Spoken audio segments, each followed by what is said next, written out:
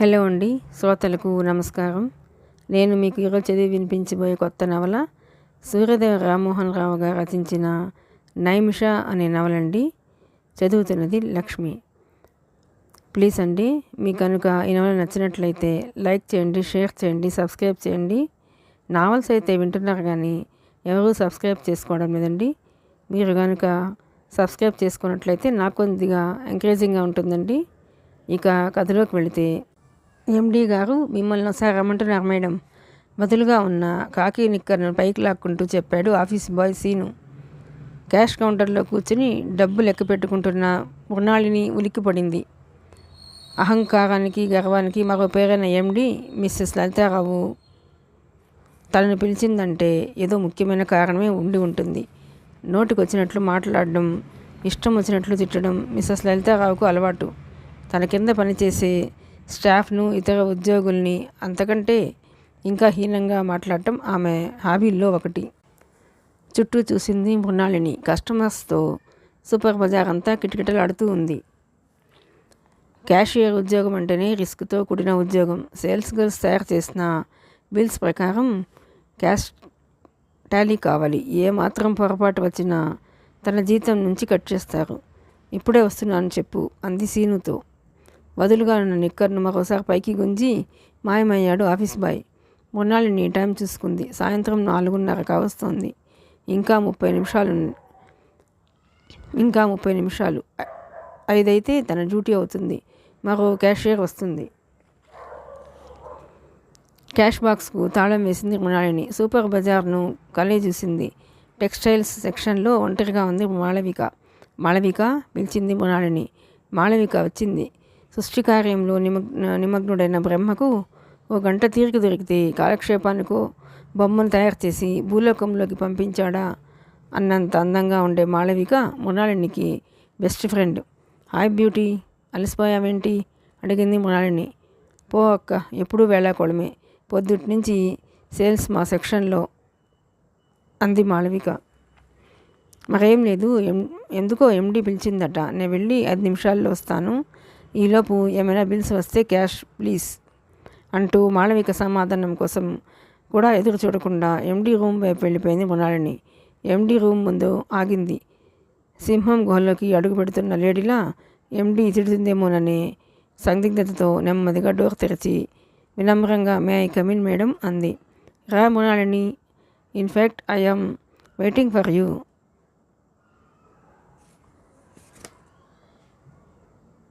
Only అరే అలా నిలబడిపోయావేమిటి? Come on take your seat అంది మిసెస్ లలితారావు స్టైల్గా. మృణాళినికి మతిపోయినట్లయింది. ఏమిటి మిసెస్ లలితారావుతో తను మాట్లాడేది?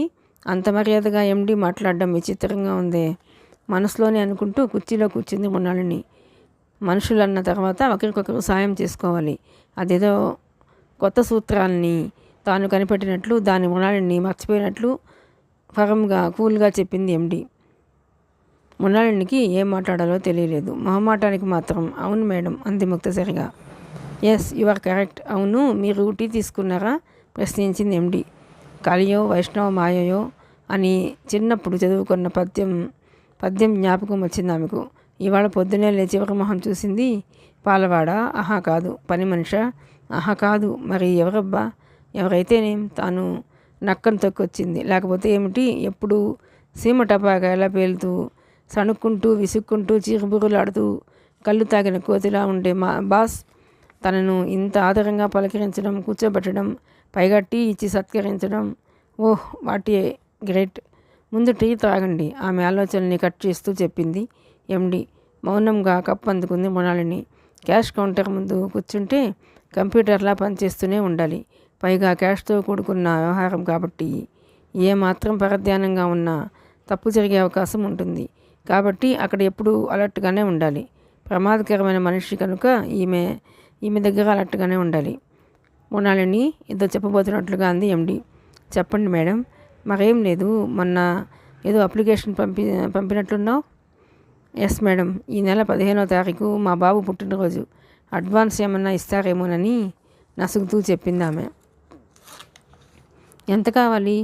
500 మేడం. మామూలుగా అయితే 100 రూపాయలకు కూడా ఈ రాక్షసి ఒప్పుకోదని తెలుసు. కానీ ఇవాళ మాత్రం ఏ గ్రహాలు ఒకే కక్షలో తిరుగుతున్నాయో తెలియదు. కానీ ఎండి మాత్రం ప్రపంచపు 8వ వింతలా తనతో ఫ్రీగా మాట్లాడేస్తుంది.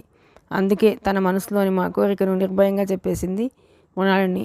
ఓస్ అంతే కదా, వెర్ ఈజ్ యువర్ అప్లికేషన్? మీ దగ్గరే ఉంది మేడం. ఐసీ అంటూ సొరుగులో ఉండలు చుట్టుకొని పోయి ఉన్న కాగితాల దొంతర్లోంచి మృణాళిని అప్లికేషన్ని వెనక్కి తీసింది ఎండి. దాని మీద అడ్వాన్స్ శాంక్షన్ చేసినట్లుగా రాసి మృణాళిని చేతికిచ్చింది. ఈరోజే అడ్వాన్స్ తీసుకో. చాలా thanks madam. It's all right, now you can go అన్నది ఎండి. మరోసారి థ్యాంక్స్ చెప్పి వెనుతిరిగింది ఆమె. 2 అడుగులు వేసిందో లేదో మళ్ళీ పిలిచింది ఎండి. ఓ మై గుడ్నెస్, అసలు విషయం మరచాను అన్నట్లు నీ దగ్గర క్యాష్ ఎంతుంది? ప్రశ్నించింది ఎండి. 32,000 మేడం అన్నట్లు చెప్పడం మరచాను మృణాళిని. ఓ అర్జెంటు అసైన్మెంట్ కోసం మా బ్రదర్కు 40,000 చెక్ ఇచ్చాను.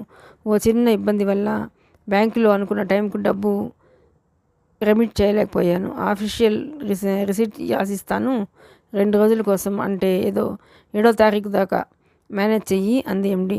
అర్థం కానట్లు చూసింది మృణాళిని. కానీ ఆమె మనసులోని ఆలోచనలతో, ముఖంలో కనబడుతున్న కవళికలతో తనకెలాంటి సంబంధం లేనట్లుగా 32,000కు రిసిట్ రాసిచ్చింది ఎండి. వెళ్ళి డబ్బు తీసుకురా, మళ్ళీ ఎల్లుండి నీకు 32,000 ఇస్తాను, అప్పటిదాకా ఈ రిసిట్ ఉంచు అన్నది ఎండి. మరేం మాట్లాడలేక రిసిట్ తీసుకొని మౌనంగా బయటకు వచ్చింది మృణాళిని. అబ్బో, చాలాసేపు మాట్లాడావే ఎండితో, టీ కూడా ఇప్పించినట్లుంది. ఇకనేం నువ్వు కూడా ఎండి గారి ఆప్తుల లిస్టులో చేరిపోయినట్లున్నావు నవ్వుతూ అంది మాళవిక. అది సరేలేవోయ్, ఎండి గారికి డబ్బు కావాలట. ఇదిగో నిన్నే, ఈ రసీదు చూడు, ఇది దగ్గర పెట్టుకొని డబ్బు ఇవ్వమంటుంది. ఏం చేద్దామంటావు అడిగింది మృణాళిని. ఎండి కానీ చైర్మన్ కానీ ఎవరికైనా రూల్స్ ఒకటే, డబ్బు ఇవ్వద్దు కరుగ్గా చెప్పింది మాళవిక. అబ్బా అది కాదే, ఆవిడ గారికి ఏదో పీకల మీదకి వచ్చిందట, మరలా ఎల్లుండి ఇస్తానంటుంది. నీ ఇష్టం. రూల్స్ ప్రకారం అయితే డబ్బు కావాల్సిన వాళ్ళు అడ్వాన్స్ కోసం అప్లై చేయాలి, కారణం అందులో వివరంగా రాయాలి, ఆ తర్వాత నీ ఇష్టం. ఎంతైనా ఎండి కదా, ఆమెకు రూల్స్ తెలియవా? పైగా రసీదు కూడా ఇచ్చింది కదా, ఇప్పుడు ఆమెకు డబ్బు ఇవ్వనని చెబితే అన్నది మృణాళిని తగ్గు స్థాయిలో. సరే ఇచ్చేయి, కానీ ఆ రసీదు మాత్రం భద్రంగా నీ వద్దనే ఉంచేసుకో. అలాగే. కట్టలుగా పేర్చిన నోట్లను తీసుకుని ఎండి రూమ్ వైపు వెళ్ళింది మృణాళిని. తిరిగి రాగానే మాళవిక మృణాళినితో అంది, మన సూపర్ బజార్ సంగతి తెలుసు కదా, సాయంత్రం కాగానే బిల్స్ అన్నీ టోటల్ చేస్తారు. క్యాషియర్స్ బ్యాంక్లో రెమిట్ చేసిన అమౌంట్తో బిల్స్ అమౌంట్ టాలీ కావాలి. ప్రతిరోజు 2 షిఫ్టుల్లో క్యాషియర్స్ మారుతారు కాబట్టి ఏమైనా తేడా వస్తే, ఎవరి షిఫ్ట్లో తేడా వచ్చిందో వెంటనే తెలిసిపోతుంది. నాకు ఆ మాత్రం తెలుసులే. ఈ రసీదును క్యాష్ బాక్స్లో పెడితే నా తర్వాత క్యాషియర్ దాన్ని పారేస్తుందనే కదా నీ భయం. దీన్ని జాగ్రత్తగా నా దగ్గరే ఉంచుతా. ఈ రసీదు జిరాక్స్ కాపీ ఒకదాన్ని నీ దగ్గర పెట్టుకో, సరిపోతుంది. అబ్బా, ఎంత దూరం ఆలోచిస్తావు నువ్వు అంది మృణాళిని. ఇంతలో మరో షిఫ్ట్లో పనిచేయాల్సిన క్యాషియర్ వసుమతి రావడంతో ఆ సంభాషణ అంతటితో ఆగిపోయింది. మాళవిక టెక్స్టైల్ సెక్షన్కు వెళ్ళిపోయింది.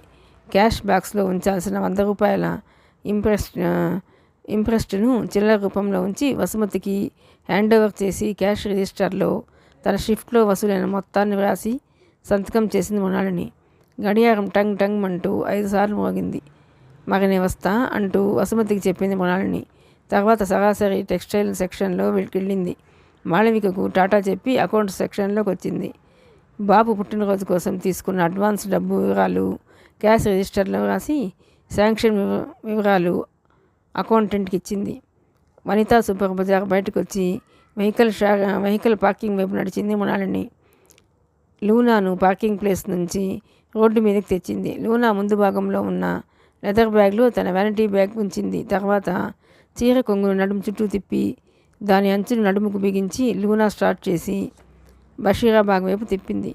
ఆమె ఆలోచనలన్నీ బాబు పైనే. బొద్దుగా తెల్లగా ముద్దుగా ఉండే 3 ఏళ్ల బాబు చిరునవ్వులు చిందిస్తూ ఆమె మనోఫలకంపై మెదిలాడు. తాను త్వరగా ఇల్లు చేరుకోవాలి. మరో గంటలో భర్త వస్తాడు. వెళ్ళి వంట చేసి ఇంటి పనంతా చూసుకోవాలి. రోజు రొటీన్గా పొద్దునే లేవడం, నీళ్లు పట్టడం, సిటీలో స్కేర్ సిటీ ఒకటి, ప్రాణం తోడేస్తుంది. ఇంటి పనంతా చూసుకొని సూపర్ బజార్కి రావాలి.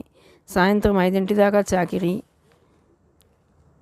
అనాసక్తమైన ఈ యాంత్రిక జీవితంలో వసంతం బాబు వాడి ముద్దు మాటలు, చిలిపి చేష్టలు చూస్తూ తానెంత పులికించిపోతుందో.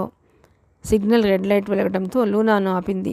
ఇంజిన్ ఆఫ్ అయింది. లూనా స్టాండ్ వేసి పెడలింగ్ చేస్తూ ఇంజిన్ స్టార్ట్ చేయడానికి ప్రయత్నించింది. కానీ ఏమాత్రం ప్రయోజనం లేకపోయింది. చిచి, దరిద్ర బండి చౌకగా వస్తుందని సెకండ్ హ్యాండ్ బండిని కొంటే దీనికి ఎప్పుడూ రిపేరే.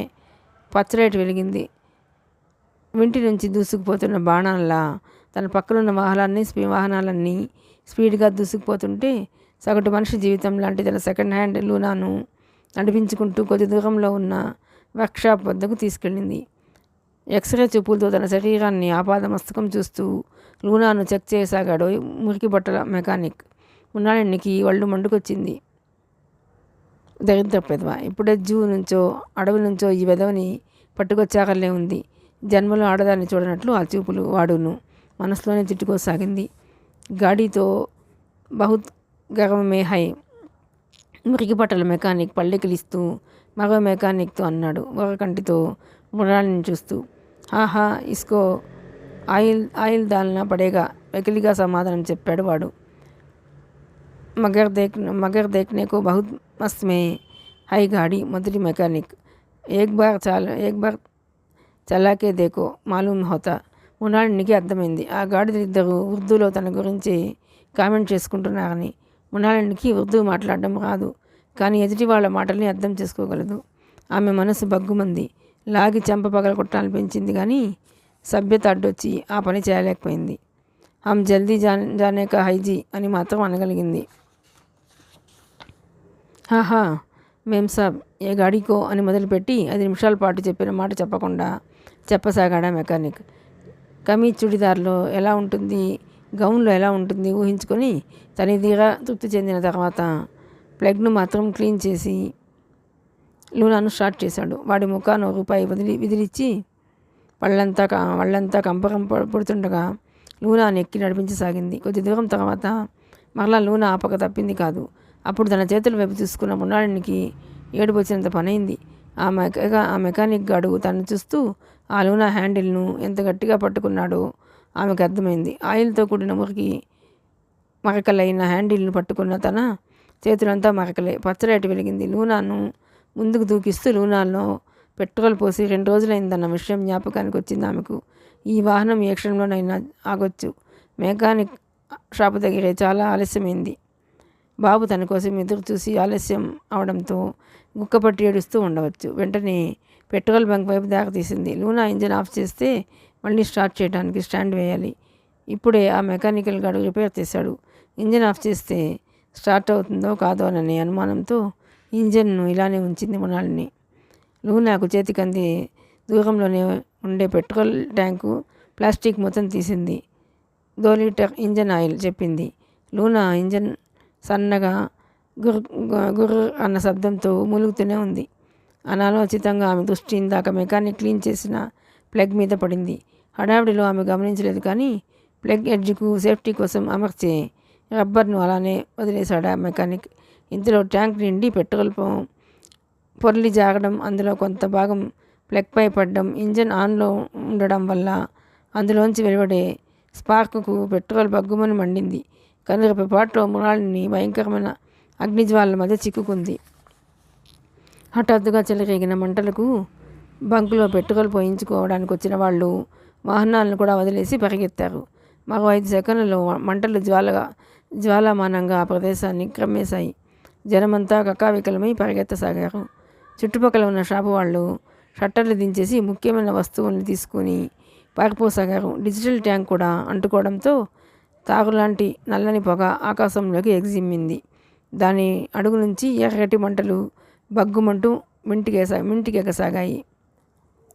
మంటల్లో చిక్కుకున్న మురాళినికి మొదట ఏం జరిగింది అర్థం కాలేదు. తన శరీరంపై ఒక్కసారిగా వెచ్చటి ద్రవం ఏదో పడినట్లు, హఠాత్తుగా తాను సూర్యగోళం మధ్యలో చిక్కుకున్నట్లు ఫీల్ అయింది. ఆమెలోని 6th సెన్స్ ప్రమాదాన్ని గుర్తించింది. మెరుపు వేగంతో పరిగెత్తుకుంటూ రోడ్డు మీదకి వచ్చింది. ఓ స్త్రీ సజీవ దహనాన్ని కళ్ళారా చూస్తూ రోడ్పై ఉన్న జనం భయంతో వెర్రికేకలు పెడుతూ పరిగెత్తసాగారు. ఓ పోలీస్ భయంతో స్పృహ తప్పి పడిపోయాడు. దగ్గరలో ఓ చోట అపార్ట్మెంట్స్ కడుతున్నారు. కొందరు ధైర్యంగా అక్కడున్న ఇసుకను తెచ్చి మృణాళినిపై చల్లారు. మంటలు ఆగిపోయాయి. కానీ అప్పటికి మృణాళిని శరీరం నల్లగా మారిపోయింది. మాంసం కాలిన వాసన ఆమె శరీరం నుంచి వస్తుండగా అచేతనంగా నేలపై పడిపోయింది. ఓ గంట గడిచింది. అంతవరకు ఆమెను సమీపించిన వాళ్ళు కానీ ఫస్ట్ ఎయిడ్ చేసిన వాళ్ళు కానీ ఎవరూ లేరు. ఒకరికొకరు ఏమీ కానీ ఈ జనారణ్యంలో తిరగాడే ద్విపాద మృగాల్లో జాలికి కరుణకు స్థానం లేదు. దూరంగా ఫైర్ ఇంజిన్ వస్తున్న శబ్దం వినిపించింది. వచ్చి రావడంతోనే రెస్క్యూ ఆపరేషన్స్ మొదలయ్యాయి. అచేతనంగా పడి ఉన్న మృణాళిని శరీరాన్ని అంబులెన్స్లోనికి ఎక్కించారు. మరుక్షణం అది గాంధీ హాస్పిటల్ వైపు శరవేగంతో దూసుకుపోయింది. ఉదయం 10 గంటల సమయం. వనితా సూపర్ బజార్లోకి సేల్స్ గర్ల్స్ ఒక్కొక్కరే ఎంటర్ అవుతున్నారు. అప్పుడే బస్సు దిగింది మాళవిక. వ్యానిటీ బ్యాగ్లో ఉన్న టిఫిన్ బాక్స్ని సరి చేసుకుని చకచక నడకసాగించింది. చిచి, ఈ సూపర్ బజార్ వాళ్ళిచ్చే 500 జీతం కోసం ఎన్ని పాటలు పడాలి. బస్సులో తన శరీరాన్ని రాసుకోవడం కోసం అష్టకష్టాలు పడి విఫలమైన వారిని తలుచుకుంటూ మనసులోనే తిట్టుకుంది మాళవిక. టైం చూసుకుంది. 10 గంటల 5 నిమిషాలు. వడివడిగా నడక సాగించింది మాళవిక. సూపర్ బజార్లోకి అడుగు పెడుతూనే వాచి వైపు చూసుకుంది. టైం 10:20 దాకా కావస్తుంది. అన్ని డిపార్ట్మెంట్లోని సేల్స్మెన్, ఆఫీస్ బాయ్స్ అందరూ ఎక్కడికో బయలుదేరడం కోసం సిద్ధంగా ఉన్నారు. అందరి ముఖాల్లోనూ విషాద చాలు కనిపిస్తున్నాయి. ఏమైంది సీను? రోజు మామూలుగా నిర్లక్ష్యంగా తలెగిరేసి సమాధానం చెప్పే సీను తల వంచుకొని గద్గద స్వరంతో చెప్పాడు, మృణాళిని మేడం చనిపోయింది అని. మాళవిక షాక్ అయింది. మాళవికకు అక్షరం తన విందేదో అర్థం కాలేదు. మృణాళిని చనిపోయిందా? నిజంగా చనిపోయిందా? పద త్వరగా వెళ్ళొద్దాం అంటూ తనను తట్టిన సుమిత్ర స్పర్శతో కానీ ఈ లోకంలోకి రాలేకపోయింది మాళవిక. అందరితో పాటు వెళ్ళిందే కానీ స్పృహలో మాత్రం లేదు. మృణాళిని శవాన్ని చూశారు. అది శవంలా లేదు. శరీరం అంతా కాలిపోయి వికృతంగా ఉంది. కొద్ది దూరంలో తెల్లగా బొద్దుగా ఉన్న 3 ఏళ్ల కుర్రాడిని ఎత్తుకుని మృణాళిని భర్త శేఖర్ నిలబడి ఉన్నాడు. అతని ముఖంలో నెత్తురు చుక్కలేదు. శేఖర్ బంధువులు కొందరు దగ్గరుండి కర్మకాండను నిర్వర్తిస్తున్నారు. సూపర్ బజార్ స్టాఫ్ అంతా కళ్ళనీళ్లు పెట్టుకున్నారు. దయనీయమైన ఆ స్థితికి మృణాళిని కొడుకు మాట్లాడే ముద్దు మాటలు అక్కడున్న అందరినీ కలవరపరిచాయి. అగమ్యగోచరంగా కనిపిస్తున్న వాడి భవిష్యత్ గుర్చిన ఆలోచనలు అందరి మెదళ్లలోనూ సుడులు తిరుగుతున్నాయి. మధ్యాహ్నం 2 గంటలు అయ్యేసరికి స్టాఫ్ అంతా తిరిగి సూపర్ బజార్కు చేరుకున్నారు. నెమ్మదిగా ఎవరి రొటీన్ పనుల్లోకి వాళ్ళు నిమగ్నమయ్యారు. మాళవిక మాత్రం ఆ షాక్ నుంచి ఇంకా తేరుకోలేదు. మృణాళిని చనిపోయిందంటే ఆమె ఇంకా నమ్మలేకపోతుంది. సాయంత్రం 5 గంటలు కావస్తుంది. సుమిత్ర మాళవిక దగ్గరికి వచ్చింది. మృణాళినికి పొద్దున్న ఎక్స్గ్రేషియా 500 ఇచ్చినప్పుడు ఏమైందో తెలుసా అడిగింది సుమిత్ర. మాళవిక మౌనంగా విందే కానీ సుమిత్ర చెప్పేదాన్ని పట్ల ఆసక్తి కనపరచలేదు. మృణాళిని నిన్న డబ్బు బ్యాంకులో రెమిట్ చేయలేదట. 32,000 డ్యూ తెలుసా? కళ్ళు విచిత్రంగా ఎగరేస్తూ తిరిగి చెప్పింది సుమిత్ర. అయినా మాళవిక ఏం మాట్లాడలేదు. తనకేదో అవసరం వచ్చి ఎండీని అడ్వాన్స్ అడిగిందట. పెద్ద మొత్తాల్లో అడ్వాన్స్ ఇవ్వాలంటే తనకు పవర్స్ లేవు. అయినా మృణాళిని ఇబ్బందిని కనిపెట్టి స్పెషల్ కేసు కింద బోర్డ్ ఆఫ్ డైరెక్టర్స్ పర్మిషన్ తీసుకుని అడ్వాన్స్ ఇస్తానందట.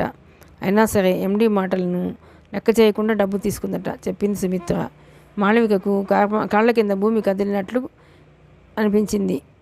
నిజమేమిటో తనకు తెలుసు. మృణాళిని చావుతో తెలివిగా ఎండీ డ్రామా ప్లే చేసిందని తెలిసిపోయింది. ఆ ఆవేశంతో ఏం చేస్తుందో తెలియక అబద్ధం, అంతా పచ్చి మోసం,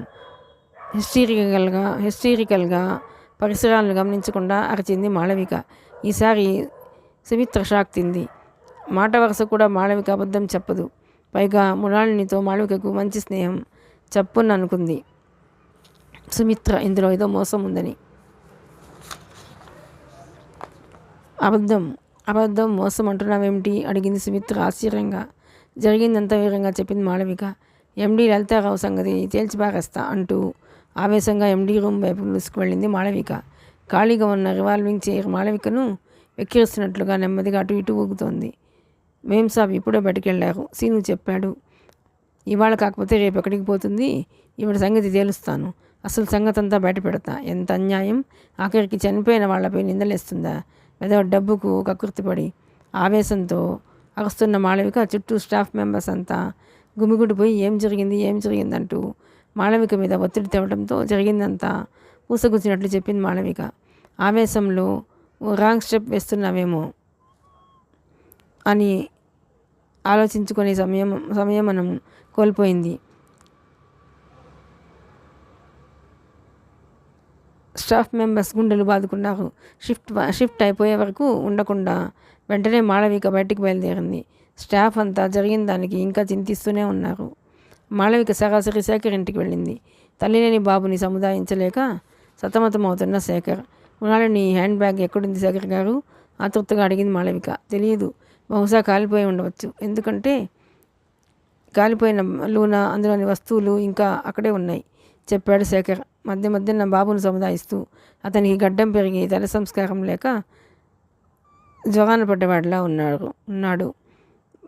భార్య చావు అతన్ని బాగా కృంగదీసింది. మాళవిక ఒక క్షణం కూడా ఆలస్యం చేయలేదు. కాలిపోయిన పెట్రోల్ బంక్ వద్దకు బయలుదేరింది. ఇన్సూరెన్స్ కంపెనీ తాలూకు అధికారులతో పోలీసులతో కిక్కిరిసి ఉందా ప్రదేశం. అతి కష్టం మీద లూనాను గుర్తుపట్టింది. టైర్లు, సీట్లు, బ్యాగ్తో సహా అన్నీ కాలిపోగా నెంబర్ ప్లేట్ పైన ఉన్న అంకెలు మాత్రమే కనిపిస్తున్నాయి. అటుకేసి నిస్సహాయంగా చూస్తున్న మాళవిక కళ్ళలో నీళ్లు తిరిగాయి. ఇల్లు చేరగానే డెహ్రాడూన్లో ఉన్న తన చెల్లెలు నైమిషకు జరిగిన విషయమంతా వివరంగా తెలుపుతూ లెటర్ రాసి పోస్ట్ చేసింది. అనాలోచితంగా చేసిన ఈ పని డొంకను కదిలించబోతుందని ఆమె ఊహించని విషయం. మరుసటి రోజు సూపర్ బజార్కు చేరుకున్న మాళవికను ఆఫీస్ బాయ్ సీను వచ్చి ఎండీ పిలుస్తుందని చెప్పాడు. ముందుగా తానే ఎండీని కలుద్దామనుకుంటుండగానే ఎండీ నుంచి పిలుపు రావడంతో మాళవిక వెంటనే ఎండీ రూమ్లోనికి వెళ్ళింది. ఎండీ లలితారావుకు ఎదురుగా ఓ వ్యక్తి కూర్చునున్నాడు. ఫుల్ సూట్లో ఉన్న అతగాడి చూపులు మాళవికను నకసిక పర్యంతం తినేసేటట్లున్నాయి. కూర్చో మాళవిక. చాలా సౌమ్యంగా ఉంది ఎండీ గారి స్వరం. మౌనంగా కూర్చుంది Malavika. This is mister Chidambaram, my brother, industrialist.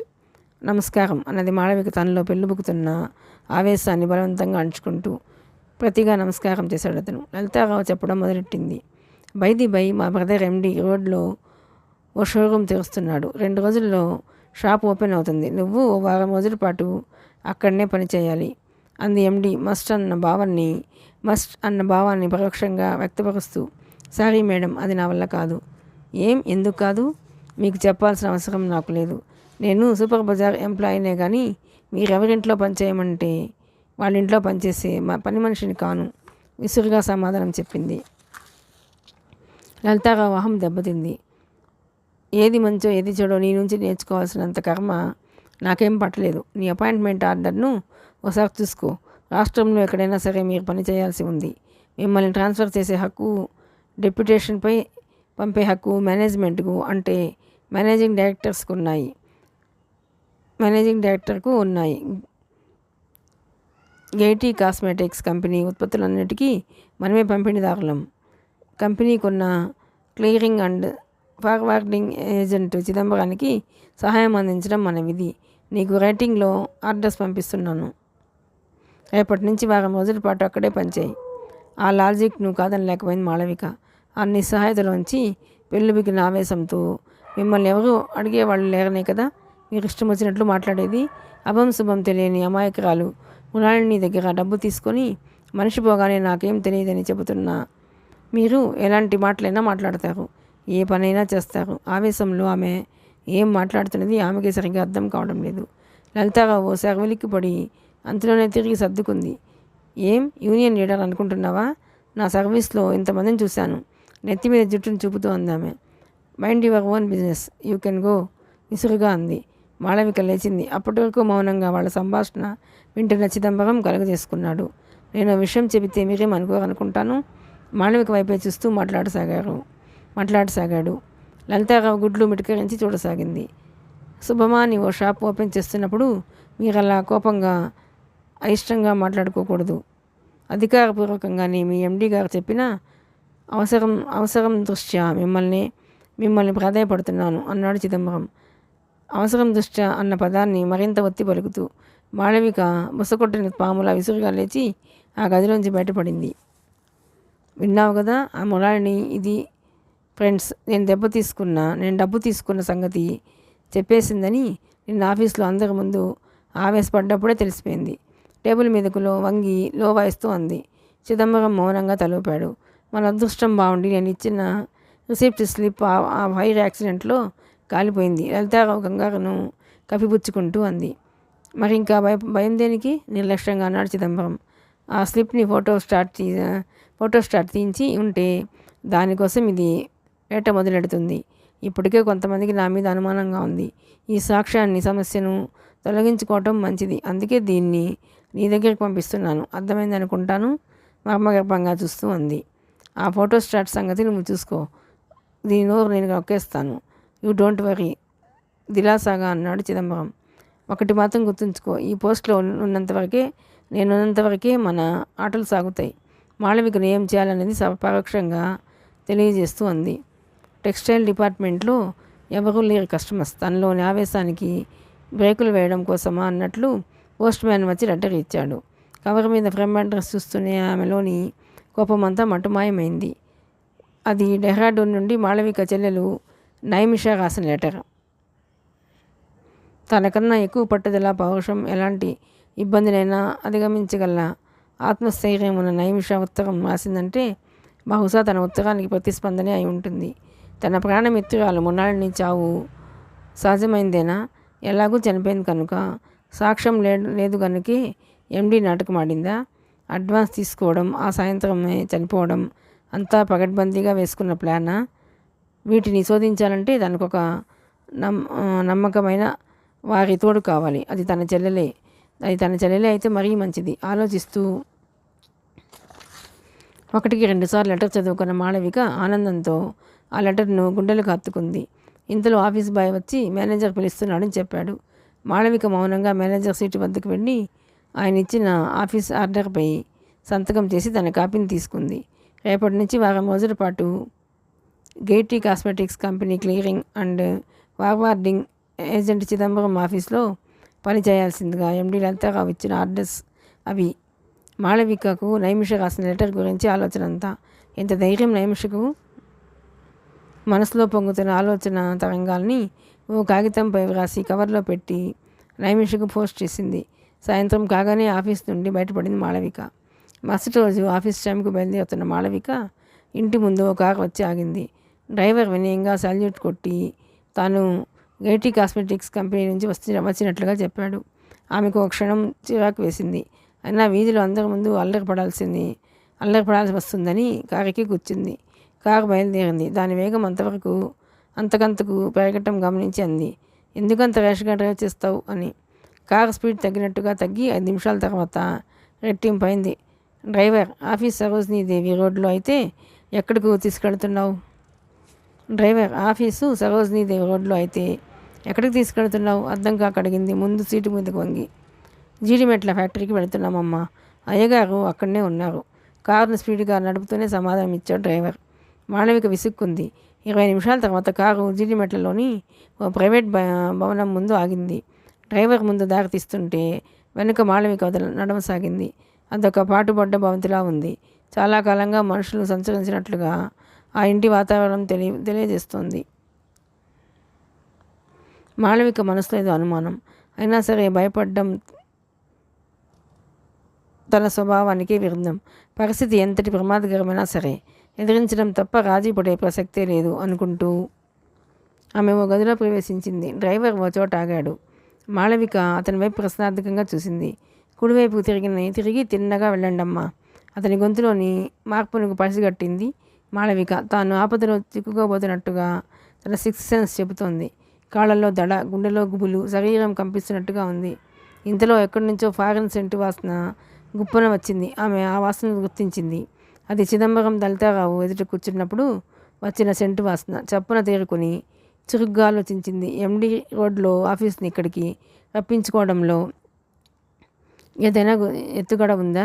మానవ సంచారం లేకుండా నిర్మానుష్యంగా ఉన్న ఈ పాటుపడ్డ భవితిలో ఏదైనా ప్రమాదం పొంచి ఉందా? కొద్ది క్షణాల్లో కొన్ని అనుమానాలు ఆమె చుట్టుకుపోయి బిక్కిరి చేస్తున్నాయి. డబ్బు ఎండీనే తీసుకొని బయటపెట్టింది తను. డబ్బు ఎండీనే తీసుకుందని బయటపెట్టింది తను. దాన్ని ప్రూవ్ చేసే ప్రయత్నంలో తను ఉన్నట్లు ఆఫీస్లో అందరికీ తెలుసు. అదేనా తను చేసిన తప్పు? ప్రాణభయంతో ఆమె ఒళ్ళు చల్లబడిపోయింది. అంటే తను ఇప్పుడు ఆపదలో ఉన్నట్టే లెక్క. వంటలోని శక్తినంతా కళ్ళలోకి తెచ్చుకుని ఒక్క ఊపుతో ఆ గది నుంచి బయటపడాలని ప్రయత్నం చేసింది. కానీ అప్పటికే సమయం మించిపోయింది. డ్రైవర్ సడన్గా తలుపులు బిగించాడు. ఆమె భయపడినంత జరిగింది. వణుకుతున్న గుండెలతో తలుపుల్ని దబదబమని బాధసాగింది. పొరపాటు చేశానేమో తన అనుమానాన్ని తెలియజేస్తూ పోలీసులకు కంప్లైంట్ ఇచ్చి ఉండవలసింది. చూస్తూ చూస్తూ తన పనుల వల్లోకి లాగబడింది. వెనక నుంచి ఓ ఉక్కు హస్తం వచ్చి ఆమె భుజాలను గట్టిగా పట్టుకుంది. హఠాత్తుగా వెంతిరిగి చూసింది మాళవిక. చింతనిప్పులు లాంటి కళ్ళు కడగడలాడుతూ తన వైపు నెమ్మదిగా రాసాగాయి. మాళవిక మనస్సు కంట్రోల్ తప్పసాగింది. భయంతో కెవ్వుమని అరిచింది. మరో బలిష్టమైన హస్తం ఆమె నోటిని బలవంతంగా నొక్కి ఆమెను అమాంతం గాల్లోకి లేపి చకచక నడుచుకుంటూ తీసుకెళ్ళి ఓ గదిలో బెడ్పై పడుకోబెట్టింది.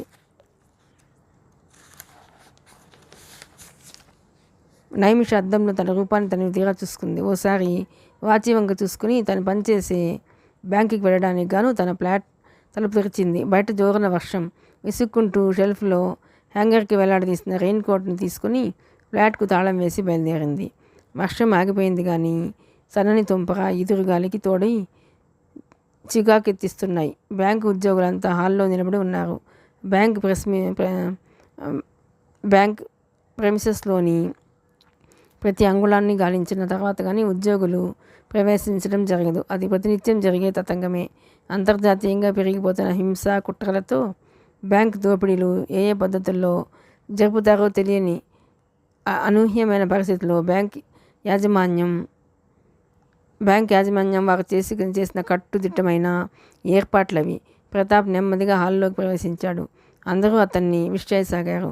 అతను నెమ్మదిగా నైమిష వద్దకు వచ్చి చిరునవ్వుతో గుడ్ మార్నింగ్ అన్నాడు. నైమిష పెదవులపై లీలగా దరహాసం కదలాడింది.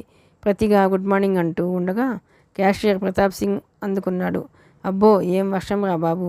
మార్కెట్ స్ట్రీట్లో నడుచుకుంటూ వస్తుంటే ఈదుకుంటూ 2 బాతులు ఎదురొచ్చాయి నాకు. తలపైన ఉన్న ముడిని సరిచేసుకుంటూ విచిత్రంగా కళ్ళు తిప్పుతూ చెప్పాడు అతను. అందరూ అతని జోకుకు నవ్వలేక ఇబ్బంది పడ్డారు. వర్షం వస్తుందని తెలిసి గొడుగైనా తీసుకురాలేదేం అంటూ ప్రశ్నించాడో ఉద్యోగి. నేను రేడియోలో వాతావరణ సూచన విని వస్తున్నా. ఈసారి స్టాఫ్ అంతా పగలబడి నవ్వారు. Michael మహాశయులు bathrooms, strong room, visitors ప్లేస్తో సహా బ్యాంక్ ఆవరణలోని ప్రతి సెంటీమీటర్ను గాలించి సెక్యూరిటీ క్లియరెన్స్ ఇచ్చాడు. సమయం 10:20. ఉద్యోగులంతా ఎవరి సీట్లకు వారు వెళ్ళారు. నైమిష సీట్లో కూర్చోగానే ప్రతాప్ ఆమెకు దగ్గరగా వచ్చాడు. ఏయ్ చార్మింగ్, ఏదో అర్జెంట్ విషయం మాట్లాడన్నావు ఏమిటి? ఇప్పుడు సాయంత్రం బ్యాంకింగ్ అవర్స్ అయిపోగానే నవ్వుతూ నెమ్మదిగా చెప్పింది నైమిష. ఆమెకు ఎదురుగా ఉన్న కంప్యూటర్ ఓ చిన్న అలారం ఇచ్చి ఆమెను అలర్ట్ చేసింది. సరే, సాయంత్రం కలుద్దాం అంటూ ప్రతాప్ వెళ్ళిపోయాడు. యూనివర్సల్ బ్యాంక్ భారతదేశంలో జాతీయం చేయబడ్డ బ్యాంకులన్నింటిలోకి అతిపెద్ద బ్యాంకు. నైమిష కేబుల్ ట్రాన్స్ఫర్ డిపార్ట్మెంట్లో పనిచేస్తుంది. కంప్యూటర్లు ప్రవేశపెట్టక ముందు డబ్బును ఓ బ్రాంచ్ నుంచి మరో బ్రాంచ్కి మార్చాలన్నా, ఓ దేశం నుంచి మరో దేశం పంపాలన్నా ఎంత చిన్న పనైనా సరే టెలిఫోన్స్, కేబుల్స్, పోస్టల్స్ సర్వీస్ మీద ఆధారపడి ఎంతో జాప్యం జరుగుతూ ఉండేది. భారతదేశంలో తన అన్ని బ్రాంచీల్లోనూ కంప్యూటర్లను ప్రవేశపెట్టిన ఘనత యూనివర్సల్ బ్యాంకుకే దక్కుతుంది. ఎలాంటి కష్టతరమైన పని అయినా సరే చిటికలో కంప్యూటర్ల సాయంతో పరిష్కరించగలుగుతుందా బ్యాంకు? కంప్యూటర్ ట్రాన్స్ఫర్స్ను అంగీకరించడం, కంప్యూటర్ ద్వారా డబ్బును ఇతర బ్యాంకులకు ఖాతాలకు మేనేజర్ అంగీకారంతో పంపడం నైమిష నెరవేర్చే ముఖ్యమైన బాధ్యత. ఈ కంప్యూటర్స్ అన్నింటినీ అమెరికా నుంచి తెప్పించాడు బ్యాంక్ చైర్మన్ మిస్టర్ స్పాయ్. ఇతరులు ఎవరికీ అర్థం కాకుండా సీక్రెట్ కోడ్ను ఉపయోగించి కంప్యూటర్ ట్రాన్సాక్షన్స్ను జరుపుతూ ఉంటారా బ్యాంకులో. అంతర్జాతీయంగా పెరిగిపోతున్న మోసాలను దృష్టిలో పెట్టుకుని ప్రతి వారం సీక్రెట్ కోడ్ను మార్చి కంప్యూటర్ను ఆపరేట్ చేస్తూ ఉంటాడు మిస్టర్ పాయ్.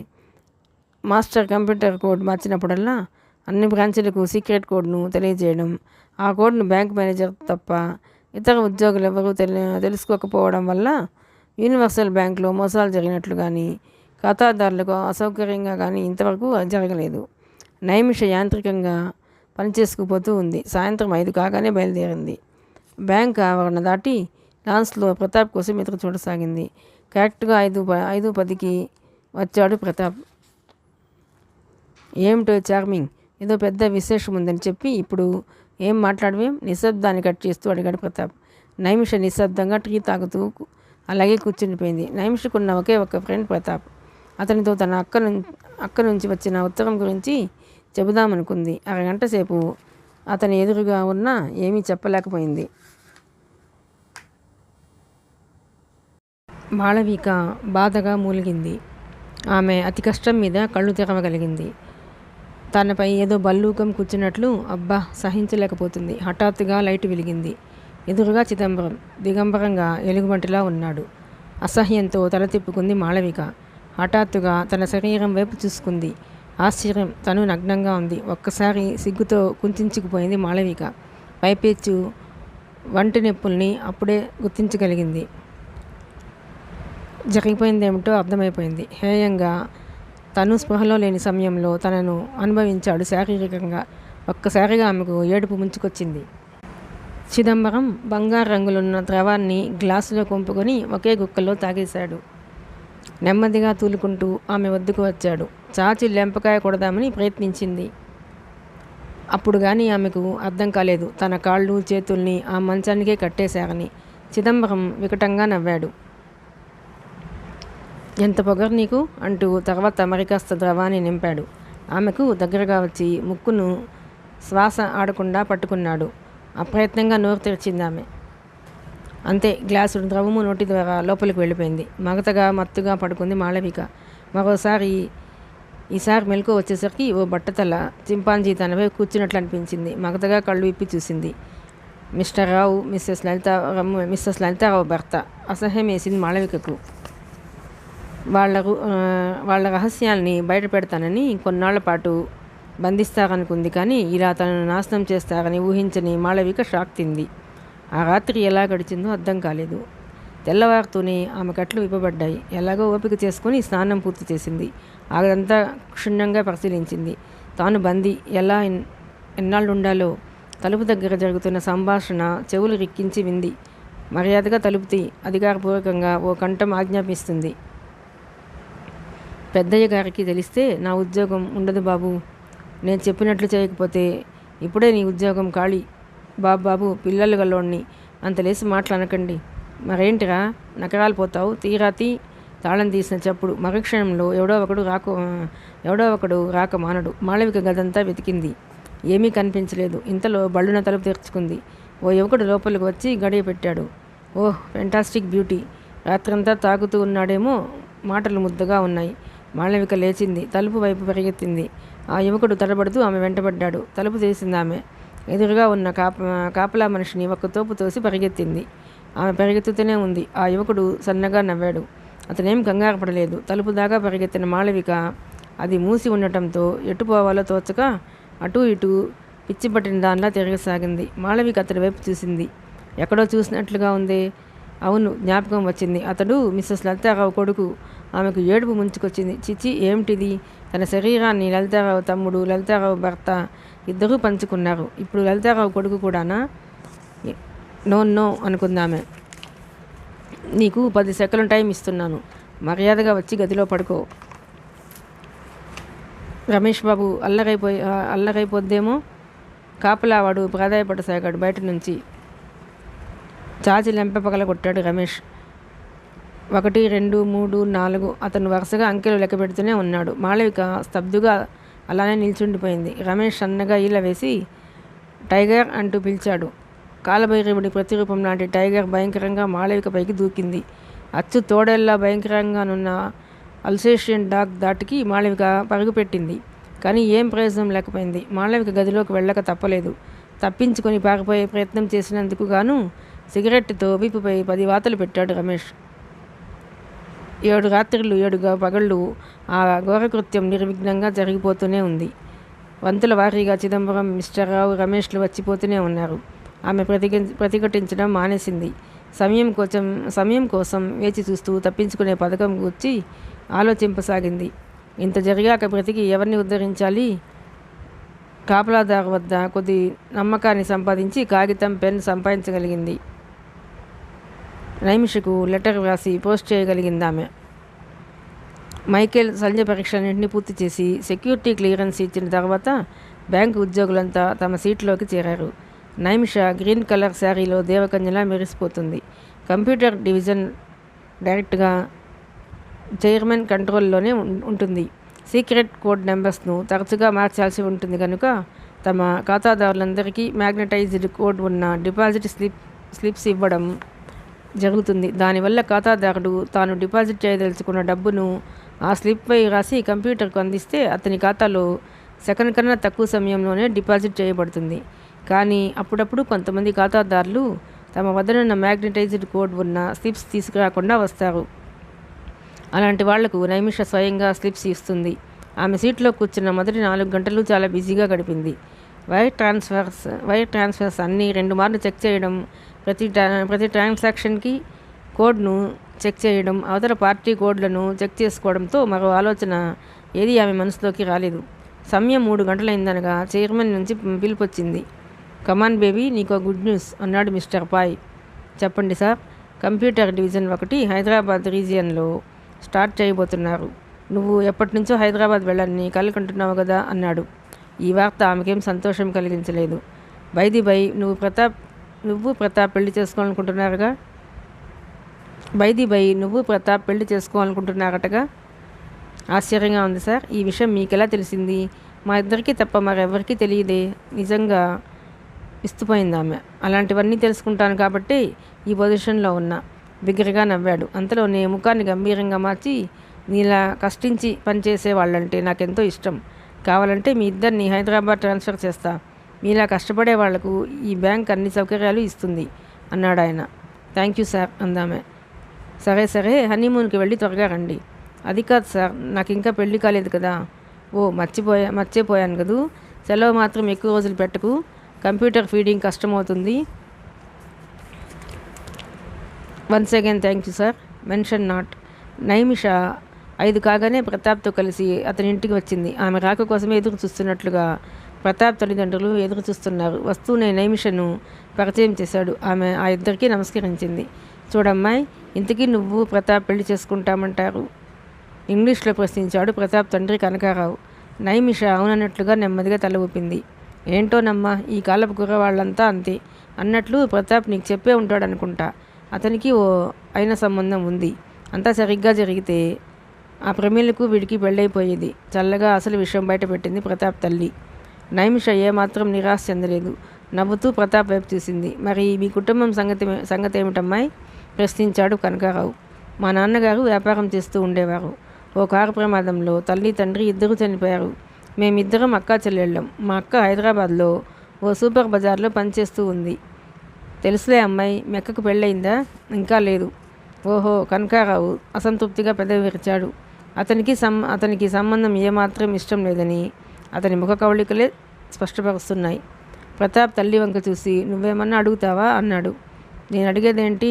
చెబితే అమ్మాయే ఏమన్నా చెప్పాలి. మరి ఇంకా విశేషాలు ఏమైనా ఉంటే చెప్పమ్మాయి అన్నదామె. ఏం చెప్పాలో తోచక ఇక వస్తానన్నట్లు లేచింది నైమిష. ఆమె ఫ్లాట్కు చేరుకునేసరికి కరెంట్ లేదు. తాళం తీసి అలానే బెడ్ మీద పడుకుంది. ఆలోచనలు సుడులు తిరుగుతూ ఉండగా ఎప్పుడు నిద్ర పట్టిందో ఆమెకే గుర్తులేదు. ఆమె నిద్రిస్తున్న ఫ్లాట్లో హఠాత్తుగా మంటలు రేగాయి. ఆ జ్వాలలు పూర్తిగా ఆమెను ఆక్రమించి దహించి వేస్తుంటే ఫైర్ ఇంజన్లు పెద్దగా గంటలు మోగించుకుంటూ పరిగెత్తుకుంటూ వచ్చాయి. హఠాత్తుగా తుళ్ళిపడి లేచింది నైమిష. ఎంత భయంకరమైన పీడకల! కళ్ళు నిలుముకొని లేచింది ఆమె. కరెంటు ఎప్పుడొచ్చిందో కానీ లైట్లు దేదీప్యమానంగా వెలుగుతున్నాయి. ఎప్పటి నుంచి మోగుతుందో కానీ టెలిఫోన్ ట్రింగ్ ట్రింగ్ అంటూ ఉంది. ఆమె చప్పున ఫోన్ అందుకుని హలో అంది. నైమిష గారు ఉన్నారా? అవును, నేనే మాట్లాడుతున్నాను. ఎవరు? హైదరాబాద్ నుంచి ఎస్టీడీ కాల్ ఇది. నేను చిక్కడపల్లి పోలీస్ ఇన్స్పెక్టర్ని మాట్లాడుతున్నాను. చెప్పండి please. Sorry, A bad news for you. ఆమె చేతులు ఫోన్ చుట్టూ బిగుసుకున్నాయి. మీ అక్కయ్య మాళవిక. ఏమైంది? మాళవికకు ప్రమాదమా? ఆమె గొంతులోని ఆతృత ఇన్స్పెక్టర్కు స్పష్టంగా తెలుస్తూనే ఉంది. సారీ, ఆమె చనిపోయింది. నైమిష షాక్ అయింది. వెంటనే తేరుకొని హలో శక్తినంతా కూడగట్టుకుని అరచింది. అబద్ధం, అంతా అబద్ధం. మీరెవరో నాటకం ఆడుతున్నారు కదూ. Sorry madam, I am extremely sorry. It is true. మీరు వెంటనే బయలుదేరండి, ఇన్స్పెక్టర్ ఫరంగా చెప్పాడు. నైమిషకు నోటి వెంట మాట పెగల్లేదు. రేపొద్దుటి ఫ్లైట్కి వస్తున్నా. అవతల ఫోన్ పెట్టిన శబ్దం. అప్పుడు చూసింది నైమిష తనకు లెటర్ పోస్ట్లో వచ్చిందని. తాను ఫ్లాట్కి వచ్చినప్పుడు కరెంటు లేకపోవడం వల్ల సరిగ్గా చూసుకోలేదు. వెంటనే వెళ్ళి ఆ కవర్ అందుకొని చించి లెటర్ను చదవసాగింది. నైమిష కళ్ళు తడిదేరాయి. ఆ లెటర్ను చదివి భద్రంగా దాచింది. ఆమె కూర్చుని ఆలోచిస్తోంది. అక్క చనిపోయిందంటే నమ్మశక్యం కావడం లేదు. తనకి రాసిన ఈ 2వ లెటర్ ద్వారా తన చావుకు కారణాలేమిటో, కారకులెవరో తెలిసింది. నైమిష కళ్ళు ధారాపాతంగా వర్షిస్తున్నాయి. పగా ప్రతీకారం ఆమెలో ముసులు కొడుతోంది. తాను పగ సాధించాలి. క్షణం కూడా ఆలస్యం చేయకూడదు. వెంటనే తన వస్తువులన్నింటినీ ఓ బ్యాగ్లో సర్దుకుని బయలుదేరింది. అప్పుడు సమయం తెల్లవారుజాము 3:30. ఆమె ఎవరినీ నిద్రలేపి కంగారు పెట్టదలుచుకోలేదు. హైదరాబాద్ చేరుకున్న తర్వాత ఫోన్లో మాట్లాడొచ్చు అనుకుంది. బేగంపేట ఎయిర్పోర్ట్లో ఫ్లైట్ దిగి తన బ్యాగేజీ కోసం చూడసాగింది నైమిష. క్షణం ఒక యుగంలో గడవసాగింది. ఫ్లైట్లో అప్పటిదాకా బుద్ధిగా కూర్చున్న ప్రయాణికులు లగేజీ రాగానే సహనాన్ని మర్చిపోయి ఒకరినొకరు తోసుకుంటూ ఎవరి లగేజీని వారు అందుకునే ప్రయత్నంలో ఉన్నారు. నైమిషకు బాగా అలసటగా ఉంది. తాను విన్నదంతా అబద్ధమైతే బావుండు అనిపించింది ఆమెకు. ఆ గుంపులో ఊపిరాడడం లేదు ఆమెకు. ఓ మూలగా నిలబడి తన లగేజీ రాగానే బయటకు వచ్చి ఓ ట్యాక్సీ ఎక్కింది. ట్యాక్సీ డక్కన్ కాంటినెంటల్ హోటల్ ముందుగా దూసుకుపోయింది. కొద్ది దూరం వెళ్ళాక హుస్సేన్ సాగర్ ఒడ్డున ఉన్న కల్లు కాంపౌండ్ వద్ద ఓ ఊరేగింపు ఎదురైంది. ముందో పోలీస్ వ్యాన్, వెనుకో పోలీస్ వ్యాన్, మధ్యలో ఎంతోమంది స్త్రీలు, పిల్లలు, పురుషులు కొత్త బట్టలు ధరించి బోనాల పండుగ జరుపుకుంటున్నారు. మేకపోతుల్ని, కోళ్లను ఊరేగింపుగా తోలుకొని పోతున్నారు. నైమిష తనలో తానే గొణుక్కుంది. మాళవిక చనిపోలేదని ఎవడో తుంటరి కావాలని ఫోన్ చేసి ఉంటే తాను బయలుదేరినట్లుగా దూరంగా మైకులో ఒకరికి మోదం, ఒకరికి భేదం, సకలము తెలిసిన నీకు వినోదం అంటూ మాయాబజార్లో మాధవ పెద్ది పాడిన పాట వినిపిస్తూ ఉంది. ఎక్కడికి వెళ్ళాలమ్మా చెప్పండి, టాక్సీ వాళ్ళ ప్రశ్న. చిక్కడపల్లి పోలీస్ స్టేషన్కు పోని. మరో 10 నిమిషాల్లో చిక్కడపల్లి పోలీస్ స్టేషన్లో ఉంది నైమిష. ఇన్స్పెక్టర్ రఘువీర్ మధ్య వయస్కుడు. భీకరమైన ఆకృతిలో పొడవుగా దోషుల పాలిట యముడిలా కనిపించే రఘువీర్ ఆమెను కూర్చోమన్నాడు.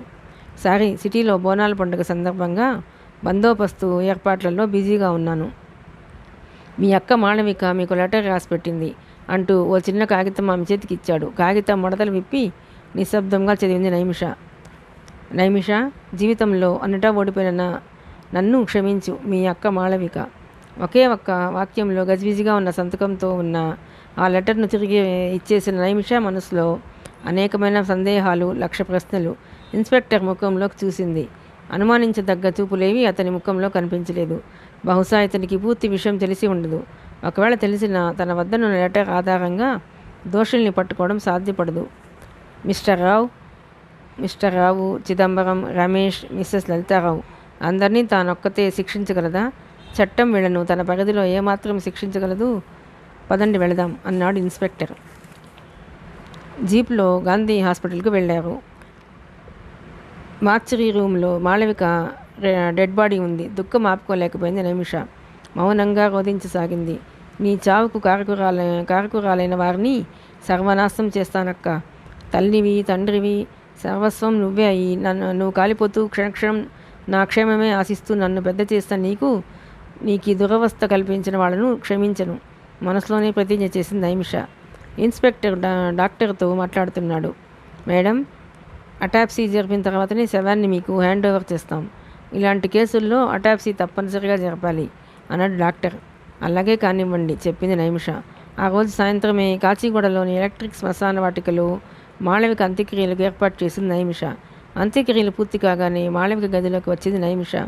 ఆ రాత్రి అక్కడే గడపాలని ఆమె ఆలోచన. ఆ గదినంతా పరిశీలించి చూసింది. తాను రాసిన లెటర్స్ తప్ప మరేమీ కనిపించలేదు. మాళవిక చివరిసారిగా రాసిన లెటర్ను మరోసారి చదువుకుంది నైమిష. ఆమె గుప్పెట్లు బిగుసుకుపోయాయి. మిస్టర్ రావు, చిదంబరం, రమేష్, మిస్సెస్ లలితారావు వీళ్ళందరినీ తప్పనిసరిగా శిక్షించాలి. తను ఎవరో తలుపు తడుతూ ఉన్నారు. దిగ్గున లేచింది నైమిష. తలుపు తీసింది. ఓ 30 ఏళ్ల వ్యక్తి 3 ఏళ్ల బాబుని ఎత్తుకొని నిలబడి ఉన్నాడు. అతని ముఖం దైన్యంగా ఉంది. నా పేరు శేఖర్. మాళవిక, మృణాళిని ఇద్దరూ మంచి ఫ్రెండ్స్ అన్నాడు. నైమిషకు చప్పున వచ్చింది. అతడు మృణాళిని భర్త అని. రండి లోపలకు అంది. శేఖర్ లోపలికి వచ్చి బాబుని ఒళ్ళో పడుకోబెట్టుకున్నాడు. జరిగిన ఘోరం మీకు తెలిసే ఉంటుంది. ఇదంతా ఆ చిదంబరం గాడి దుర్మార్గం. సూపర్ బజార్ అడ్డం పెట్టుకుని వాళ్ళు చేసే ఘోరాలు మోసాలు ఎన్నెన్నో. వాళ్ళని అరికట్టే వాళ్లే లేకపోయారన్నాడు. నేను ఆ చిదంబరం అంత తేలుస్తాను నిశ్చయంగా చెప్పింది నైమిష. ఆడదానివి, ఒంటరిదానివి, డబ్బు బలంతో మదించిన వాళ్లను నువ్వేం చేయగలవు నిస్పృహగా అన్నాడు. ఈ రోజు నుంచే ఆడదాననే విషయాన్ని మర్చిపోతున్నాను శేఖర్ గారు. పగ, ప్రతీకారం ఈ రెండే నా జీవిత లక్ష్యాలు. నేను బ్రతుకుతున్నది, ఊపిరి పీలుస్తున్నది, చేసే ప్రతి పని కూడా పగ తీర్చుకోవడం కోసం, ప్రతీకారం నెరవేర్చుకోవడం కోసం. చిదంబరం గురించి మీకేమైనా తెలిస్తే చెప్పండి అంది నైమిష ఆమె ఆవేశంతో ఊగిపోతూ. జీడిమెట్లలోని అతని ఫ్యాక్టరీలో బోలెడంత కస్తూరి ఉన్నదని విన్నాను. అంతేకాదు వ్యాపారం ముసుగులో స్మగ్లింగ్ చేయించడం, ఓపియం, హెరాయిన్ లాంటి మత్తు పదార్థాలని రహస్యంగా పంపిణీ చేయించడం లాంటివి చేయిస్తూ ఉంటాడా చిదంబరం? రహస్యం చెబుతున్నట్లుగా చెప్పాడు శేఖర్. శేఖర్ చెబుతున్న ప్రతి మాటని తన జ్ఞాపకాల పొరల్లో నిక్షిప్తం చేసుకుంటోంది నిశ్శబ్దంగా. థ్యాంక్ యూ శేఖర్, రేపటి నుంచే రంగంలోకి దిగుతాను. వద్దు నైమిష్ గారు, తెలిసి పులి నోట్లో తలపెట్టడం అంత శ్రేయస్కరం కాదు. నా మాట వినండి ప్లీజ్. ఆఖరిసారిగా మీ క్షేమం కోరి చెబుతున్నాను. మాళవిక మనసా వాచ మీ క్షేమాన్ని, మీరు సంతోషంగా ఉండటాన్నే కోరుకుంది. కానీ మీరు కష్టాల పాలవడం ఆమె ఇష్టపడదు. మీరు కష్టాలు పాలవడం ఆమెకు ఇష్టం ఉండదు. రేపు మీకు ఏమైనా జరిగితే మాళవిక ఆత్మ శాంతించదు. ప్లీజ్ నా మాట వినండి బ్రతిమాలుతున్నట్లుగా చెప్పాడు శేఖర్. నన్ను ఆలోచించుకోనివ్వండి. నా మనసుకు నచ్చిన మార్గం నుండి నన్ను ఎవరూ తప్పించలేరు. ప్లీజ్ ఇక మీరు వెళ్ళిరండి. శేఖర్ బాబును భుజాలపై పడుకోబెట్టుకుని నెమ్మదిగా లేచాడు. మీకు ఎప్పుడైనా ఏదైనా అవసరం వస్తే నన్ను జ్ఞాపకం పెట్టుకోండి, మరి వస్తా అంటూ బయటికి నడిచిన శేఖర్ ఆ చీకట్లో అదృశ్యమయ్యాడు. మిగతా కథ రెండవ భాగంలోనండి.